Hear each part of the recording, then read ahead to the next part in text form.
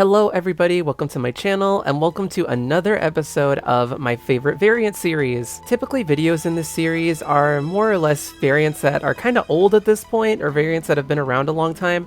This is actually going to be different in that I'm going to be talking about a variant that has come out very recently, and that variant is Scale Tipper. Now Scale Tipper has really won me over ever since I started using her for my No Mercy run, just because she's actually a lot of fun to play. Plus I feel like a lot of people in my comments have really talked about how amazing she is as well, so I figured, you know what, she deserves a video. But let's go ahead and get into Scale Tipper's ability, which is kind of long. Alright, Scales of Obedience. While Filia has more buffs or fewer debuffs than the opponent, transfer one opponent buff every 2 seconds and inflict one random debuff every second for 7 seconds. When the current number of buffs and debuffs between both fighters is more than or equal to 17, the opponent suffers permanent doom for 10 seconds, bypassing all debuff preventing effects. So this ability is really long, and there's a lot to talk about, but we're going to start with her main gimmick, which is to inflict doom. So Scale Tipper has the ability to inflict doom, but in order for her to actually inflict doom, the number of buffs and debuffs between both fighters has to be equal to or greater than 17, which is kind of insane. Well, it sounds insane. Luckily, stacks count towards the debuff and buff counter. Now, the reason that this ability is so difficult to activate is because if you actually do manage to activate it, Doom bypasses all buff prevention effects, and it only lasts 10 seconds. Oh, and it's also permanent, meaning the enemy cannot get rid of it unless they die. Oh, and I guess technically Final Stand will also keep them alive, though Scale Tipper's other ability is going to come in handy in that case. Now, Scale Tipper's other ability is probably my favorite part of her ability just because it is so useful, and that's because buff stealing is always going to be useful. If you can take the enemy's buffs from them,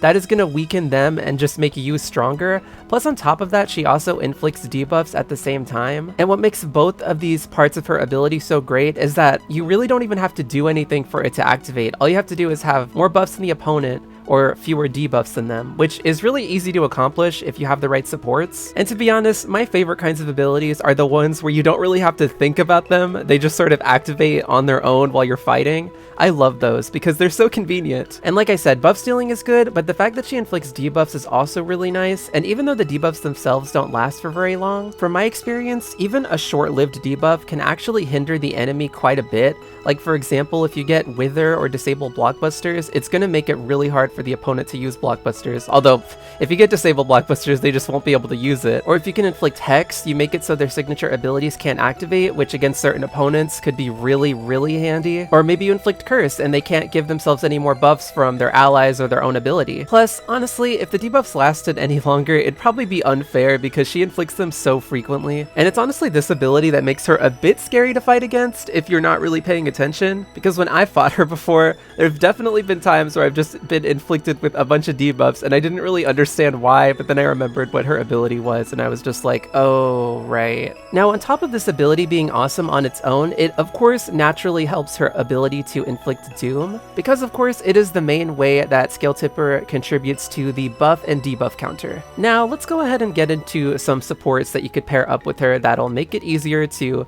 not only activate her buff stealing and debuff inflicting, but to also inflict doom on the enemy. So when it comes to supports, it's definitely best to give her somebody that's going to provide her buffs. So personally, I like to pair her up with Reigning Champ. Now, Reigning Champ's ability is pretty awesome because it makes it so your active fighter gets a stack of Blessing and Unflinching every 10 combo hits.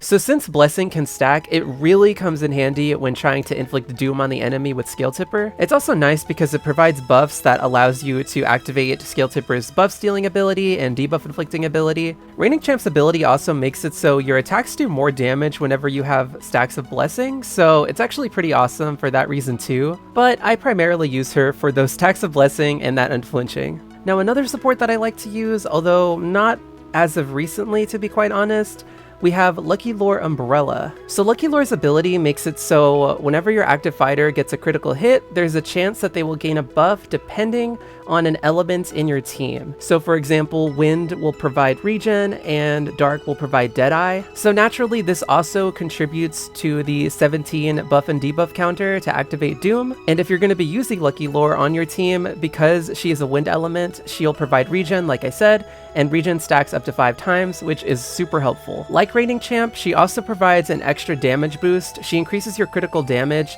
for each stack of regen that you have, which is of course a nice bonus.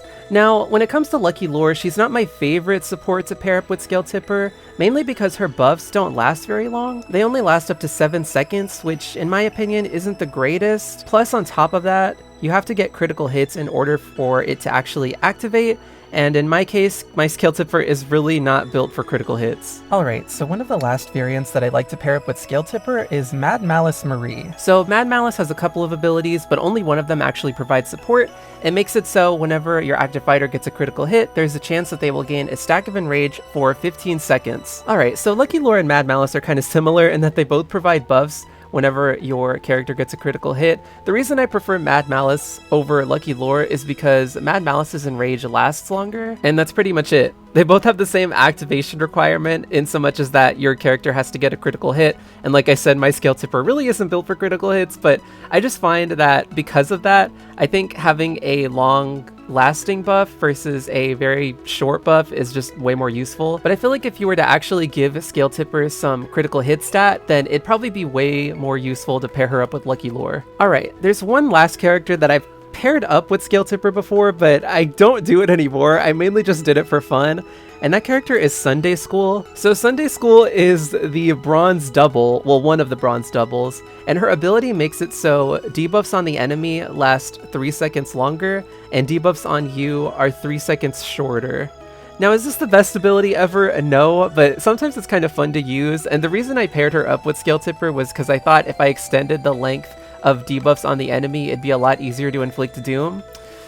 And I guess in a way it kind of was, but I find that having somebody that can provide buffs to Skill Tipper is way more useful, especially if you have somebody like Reigning Champ, Mad Malice, or Lucky Lore. And because Skill Tipper's own debuffs count towards that 17 count, it's kind of debatable whether or not having something that reduces the length of your debuffs is actually useful. But yeah, those are the supports that I like to pair up with Skill Tipper. I haven't really tried her with anybody else. Well, I guess I've tried her with Pickleballer, but for the most part, I kind of prefer the ones that I just listed, minus Sunday School, of course. And naturally, those aren't the only supports that you can pair up with Skill Tipper, especially because Reigning Champ and Mad Malice are both diamonds, so there's a decent chance you guys won't even have them. But if you have anybody that could provide some kind of buffs, I would definitely pair them up with Skill Tipper. Alright, so I've talked about how Skill Tipper is really useful and how she's really fun to play, but I don't think I've talked about who she's specifically useful against.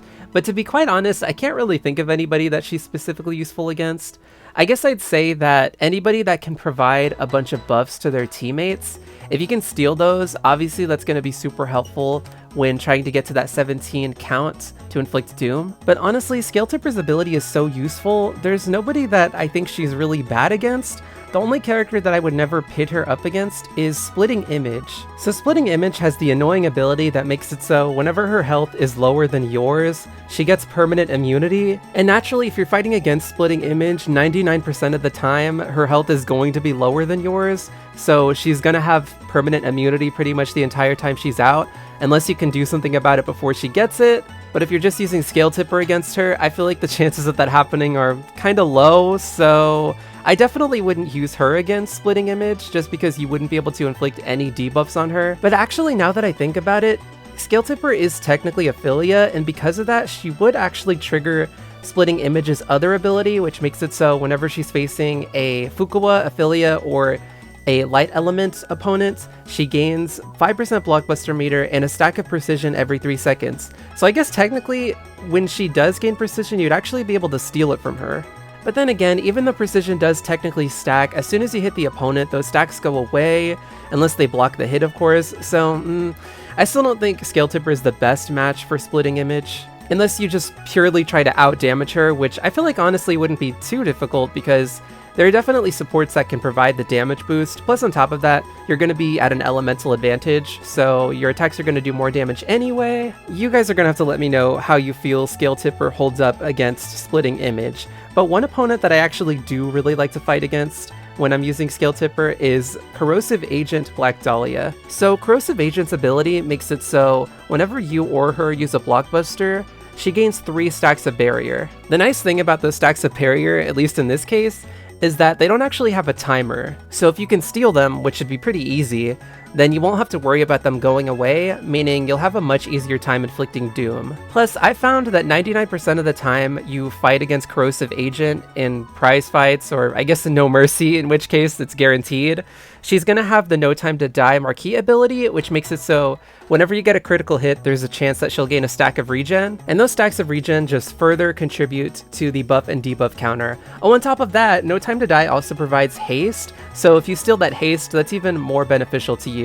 Oh, there actually is one more opponent that I hadn't really thought about until now, but it might be better for you to avoid fighting against Deathwish, just because Deathwish's ability makes it so whenever you or her get a 7-hit combo, you get inflicted with Hex, and she steals 3 of your buffs. If you're like me and provide Scale Tipper with supports that provide her with buffs, it's probably better to avoid Deathwish just because you really don't want to give those buffs to her, but honestly, that's kind of up to you. I typically avoid Deathwish kind of regardless because I find that fighting her is just annoying. One final thing I will say about Scale Tipper is that it's actually really fun to use her in the Water Elemental prize fight, though I haven't actually used her there yet, but the reason I am saying that is because I have used her in No Mercy, and I've gone up against water opponents in the final node of Area 2, and the final node of Area 2 has match modifiers that match the elemental prize fight modifiers. And the water match modifier makes it so the enemy gains a stack of armor every 2 seconds,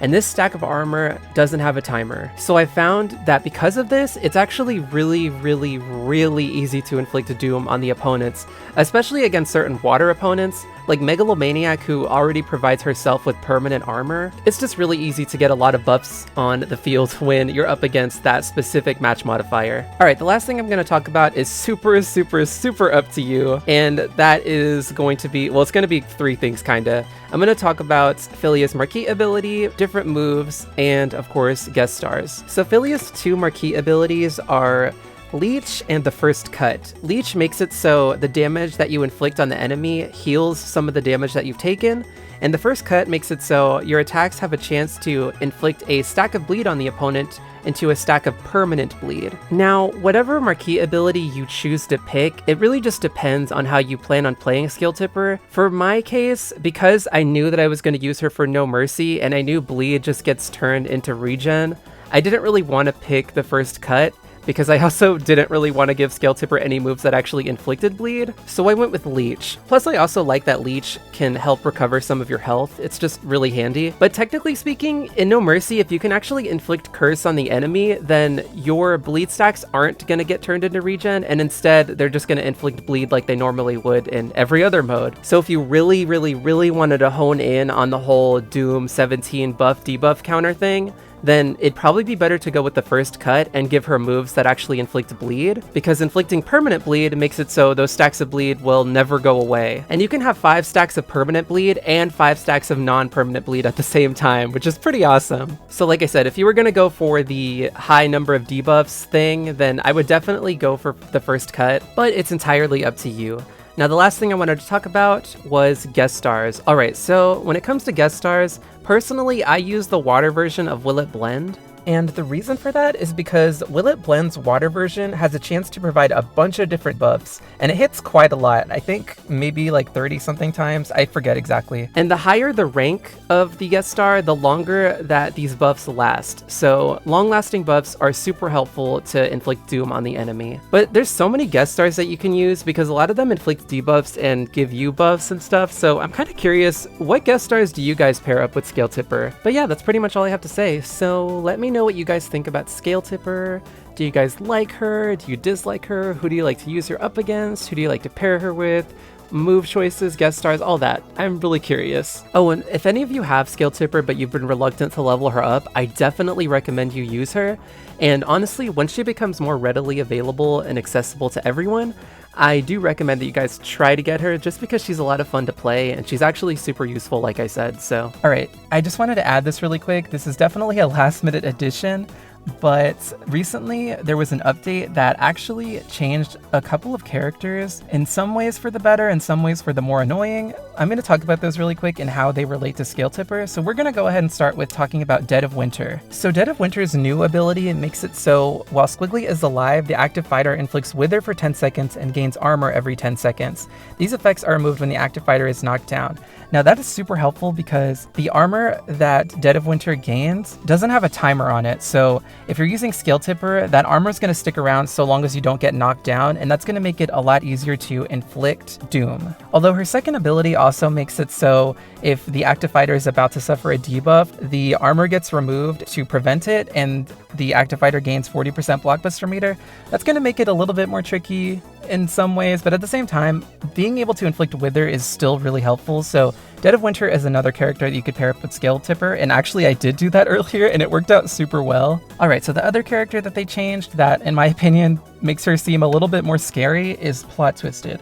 So Plot Twisted's new ability makes it so she reflects 10% of all damage taken per debuff, a max of 40%, and once per match she resurrects with 50% health and 4 random debuffs for 15 seconds. Her other ability makes it so she suffers a random debuff for 8 seconds every 4 seconds, and her attacks or her non-blockbuster hits deal 1% max health as damage to the opponent per debuff on either fighter, up to 3%. That other part isn't that important, but the whole inflicting yourself with debuffs is important for obvious reasons. Those reasons, of course, being that the more debuffs the enemy has, the easier it is to inflict Scale Tipper's ability to inflict debuffs. So if Scale Tipper is giving debuffs to Plot Twisted while she's giving herself debuffs, there's a really good chance that she's going to get hit with Hex. And if she gets hit with Hex, then her ability is totally nullified. And even if she doesn't get hit with Hex, if you're able to inflict a Doom on her, then you can just let her die from the Doom counter, though her ability is going to bring herself back to life. So basically, I say all that to say, I definitely recommend, if you have Dead of Winter, to go ahead and pair her up with Scale Tipper, because I think she actually makes a great partner for her. And on top of that, if you're going to fight Plot Twisted, I think Dead of Winter and Scale Tipper are actually going to be a really good combination of Plot Twisted, because you're going to be able to inflict Wither and then all sorts of debuffs. So I think those are a great team against Plot Twisted. And even if you're not going to use Dead of Winter with Scale Tipper on her own is a pretty decent matchup against Plot Twisted, because you're gonna hopefully inflict Hex and not have to worry about Plot Twisted's damage reflect. And if you're like me and you use Leech, then at the very least, even if you do have to deal with damage reflect, you're gonna be able to mitigate that damage a little bit, since Leech will heal you while you're taking damage. So yeah, I just wanted to add that. That's going to be the end of the video. Thank you guys so much for watching, but goodbye for now.